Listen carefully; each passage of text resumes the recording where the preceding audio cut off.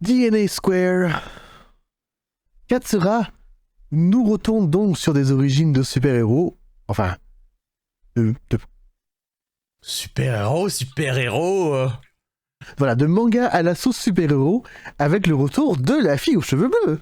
Donc, on suit l'histoire de Junta, un lycéen pitoyable, qui dégueule à chaque fois qu'il se retrouve proche d'une meuf. Un jour, débarque du futur Karine, une agente spéciale du futur, qui a été envoyée dans le passé pour arrêter le méga playboy. Alors, qui est le méga playboy ? Le méga playboy, se trouve-t-il que c'est Junta dans le futur. Son ADN va changer pour X, Y, Z raison, et il va devenir un super méga playboy, super gigolo, qui fait trop d'enfants. Il fait trop d'enfants, et du coup, dans le futur, il y a de la surpopulation, et avoir plus qu'un enfant est passable de peine de mort. Tu me dis ça et du coup je me dis c'était quoi exactement le truc? Et c'est voilà, la surpopulation est un grave problème, avoir plus d'un enfant est un crime passible de la peine de mort, et le premier méga playboy a eu 100 enfants, et tous ses enfants ont eu 100 enfants. C'est ça, ouais. Donc, Karine retourne dans le passé pour arrêter l'avènement du méga playboy.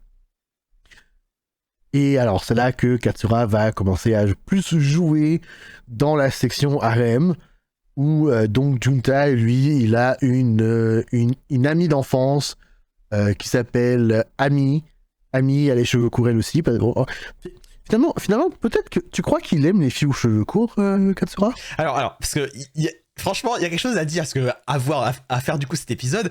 Déjà, j'ai cette impression que Masakazu Katsura, ce qu'il fait, c'est qu'il reprend ses designs d'avant, mais comme son style elle a évolué, et ben il lui suffit de redesigner légèrement les filles et c'est bon, ça passe. C'est plus la même. Parce que la Karine, elle ressemble vaguement à Aoi de Wingman, mais maintenant Masakazu Katsura est capable de dessiner des super coiffures qui déchirent. C'est bon, ça passe. La fille, la fille dont le héros est amoureux au début, il me semble, c'est le portrait. Elle ressemble comme deux gouttes d'eau à Moemi de Video Girl Eye. Oui, absolument Moemi en fait. C'est complètement la même. Et voilà, il y a encore une autre fille, mais effectivement, et c'est aussi à partir de là que le dessin de Masakazu Katsura, mais c'était amorcé dans Video Girl Eye, prend vraiment, et ça se voit beaucoup dans les cheveux, ce côté beaucoup plus anguleux qui va rester de plus en plus. Absolument. Et même en fait même le design des protagonistes, parce que le méga playboy c'est un beau gosse.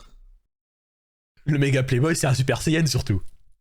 En gros, l'évolution de Junta au méga playboy peut être résumée par c'est un croisement entre ce qui se passe quand Goku devient super saiyan et ce qui se passe quand Yugi devient Yami Yugi. La manière dont les cheveux du méga playboy se hérissent en comme en super saiyan comme tu dis, ça fait très Yu-Gi-Oh en fait.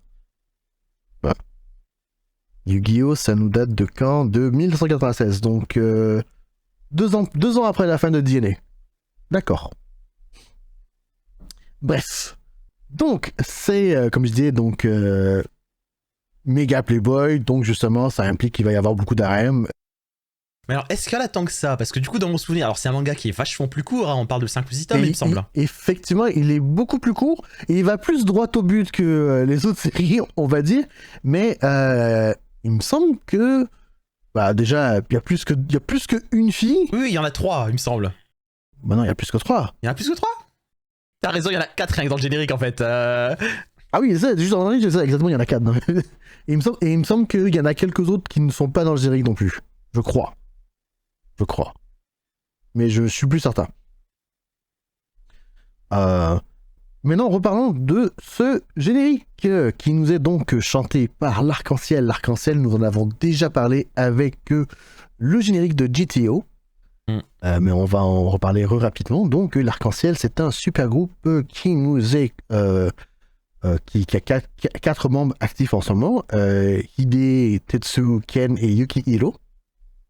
Et on leur doit, entre autres, des génériques de pour Full Metal Alchemist, Gundam Double O, Moribito, Kenshin et, comme je l'ai dit, GTO. générique de GTO qui est chez nous actuellement classé à la 22e place. Autrement dit, c'est pas dégueu du tout. Pas du tout, du tout. Alors, qu'est-ce qu'on pense de ce générique? Premièrement, je vais juste te dire, moi, je pense que Glory Eyes, c'est facilement ma chanson préférée de l'arc-en-ciel. Je peux le comprendre. Je sais pas si c'est ma préférée. J'en ai beaucoup que j'aime bien de l'arc-en-ciel. J'ai jamais réfléchi à un classement. Ouais, j'avoue, comme ça, j'y ai jamais vraiment réfléchi, mais c'est celle qui me fait plus bien dans mon Kokoro. Je sais pas, justement, Driver's High qu'on a classé est très bon pour moi aussi. J'aime beaucoup celle de Fullmetal Alchemist, c'est quand même une autre vibe. Mais justement, voilà, Blurry Eye, je pense pour moi, elle est pas loin de Driver's High. On peut commencer par lui dire, c'est une chanson qui est vraiment, vraiment, vraiment géniale. Enfin voilà quoi, quelle belle chanson, quel engagement dans la voix, quel sentiment lancinant alors qu'on chante sur ces Blurry Eyes. Qu'est-ce qu'elle est cool quoi, je suis en train de réfléchir, je suis en train aussi de réfléchir à ce que raconte la chanson d'ailleurs, mais c'est une chanson d'amour, il me semble globalement, Blurry Eyes. Il me semble que oui. C'est une chanson d'amour, justement, ils se languissent de leur dulcinée. Oui, non mais c'est ça, voilà, oui, effectivement, cette idée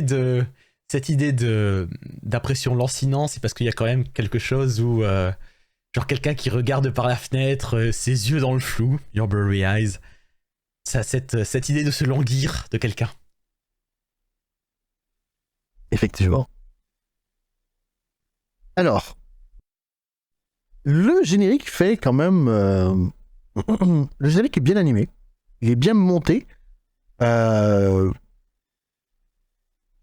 trouve qu'il nous montre quand même pas mal tout ce qu'il faut, et il met bien en scène, en fait, le Karine. Ah mais c'est-à-dire que il met bien en scène, elle est iconisée même. Le générique commence avec le gun. C'est ça, voilà. Elle a un flingue spécial, il me semble. Hein. Oui, elle a un flingue spécial avec qui change l'ADN, justement. C'est ça, voilà. Mais justement, le générique commence sur un plan de Karine, de son flingue de Karine et qui tire vers l'écran. Et ce plan-là, il est ultra cool et ça lance super bien. Un générique que j'aime beaucoup, Effectivement, celle qui est la plus iconisée dedans, c'est Karine, qui a quand même pas mal de plans, vraiment pas mal de plans cool sur elle et sur son espèce de, on va dire ça, moto-volante. Mais pas que au final, je sais pas si je peux dire que chaque fille qui est présente si je peux le dire, chaque fille qui est présente dans le générique a ses plans sur lesquels elle brille, sur lesquels elle est mise en valeur, sur lesquels elle est montrée comme elle est sexy. Moi je trouve que c'est en gros vraiment vraiment bien fait quoi. On va comparer ça à Wingman, tiens d'ailleurs, parce que dans mon souvenir, tu vois, même s'il y a pas mal d'actions, DNA Squared, ça reste quand même plus de la comédie romantique, me semble-t-il. Je sais pas ce que t'en souviens, toi. Oui, quand même, c'est pas mal plus comédie romantique, effectivement. Il y a peut-être 2-3 bouts d'action où des filles se font kidnapper et Mega Playboy doivent aller les sauver, où justement ils se transforment en Super Saiyan. C'est ça, mais il me semble que globalement l'accent est plus mis sur ça. Mais justement, dans ce générique, on a justement plus comédie, ouais. On a justement un bien meilleur équilibre que dans ce qu'on a vu auparavant en fait. Effectivement, t'as tout à fait raison. On a vraiment on a bien meilleur équilibre parce qu'on switch vraiment entre les deux en fait. On a vraiment on commence par le flingue de Karine en fait, on l'a assez dit. Puis ensuite on a quelques plans de toutes les héroïnes et puis hop on repart sur la moto de Karine face à la lune et on repart sur les héroïnes. Ça jump bien justement pour nous dire que c'est pas que action et c'est pas que comédie romantique. C'est les deux. C'est un mariage. Et il faut absolument que les deux marchent ensemble. C'est ça, et vraiment, et même le générique c'est se poser avec ce super plan de Karine face à un fond, face à un ciel bleu et c'est sur sa fenêtre. Ouais. Ciel bleu parce que d'ailleurs son full name c'est Karine Aoi.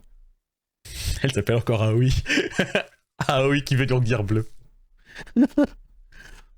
Et voilà, et là-dessus, t'as aussi donc les plans sur les filles, parce que bon, c'est une comédie romantique sexy, enfin, en tout cas en partie, parce que justement, depuis Video Girl High, mais là aussi, Masakazu Katsura s'affirme comme quelqu'un qui sait bien en mettre en valeur ces personnages féminins, dirons-nous. Oh. Oui, pas mal, oui. Je dis ça, c'était le cas depuis Wingman, et vraiment, il y a une espèce de fétichisme, notamment des vêtements. Je sais plus trop qui décrivait Masakazu Katsura comme un fétichiste des culottes trop serrées. Oui, absolument. 100%. 100%. Je sais pas. Oui, bah bravo.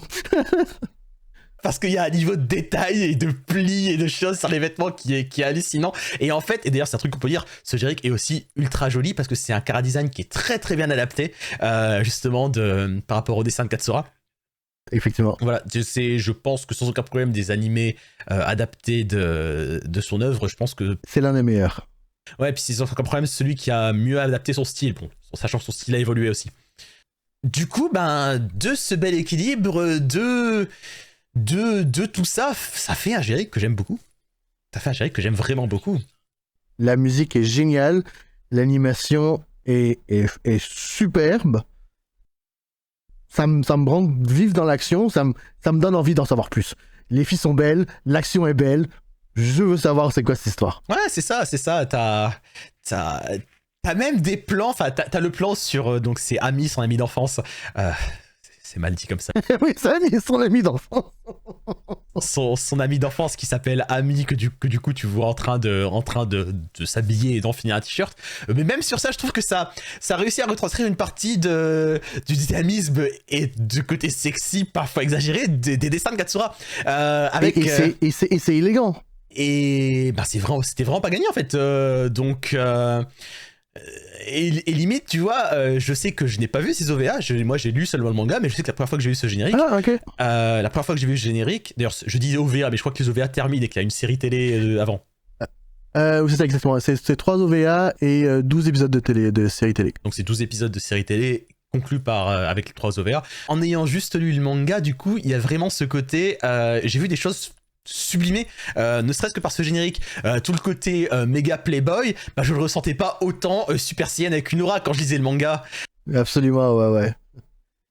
En fait, t'as un bon point. Moi, j'ai lu le manga avant de regarder la série, et c'est grâce à ce générique que j'ai décidé de regarder la série, parce que je me suis dit, je veux voir comment ils l'ont fait. C'est ça. Oh. Et puis juste aussi, j'y repense, mais il y a aussi un plan sur la fin du refrain, en plus de ça, avec Karine qui saute de sa moto géante. Et je pense que tu veux un peu la, non seulement le plan est génial, mais en plus tu veux un peu la transition entre le moment où c'est une série de science-fiction et le moment où c'est une comédie romantique. Et t'as ce plan qui le symbolise très bien, vu qu'elle saute comme ça et tu vois qu'elle va vers le héros, et le héros, est-ce sa version Playboy ou est-ce sa version normale? On ne sait pas. C'est pour ça que c'est mystérieux, c'est pour ça que ce générique est cool. Et puis merde quoi, c'est ces couleurs, ces soleils couchants, la lune en gros, c'est quel générique. C'est super générique. C'est beau. Bon, je pense qu'on aime bien tous les deux. Alors, classons-le.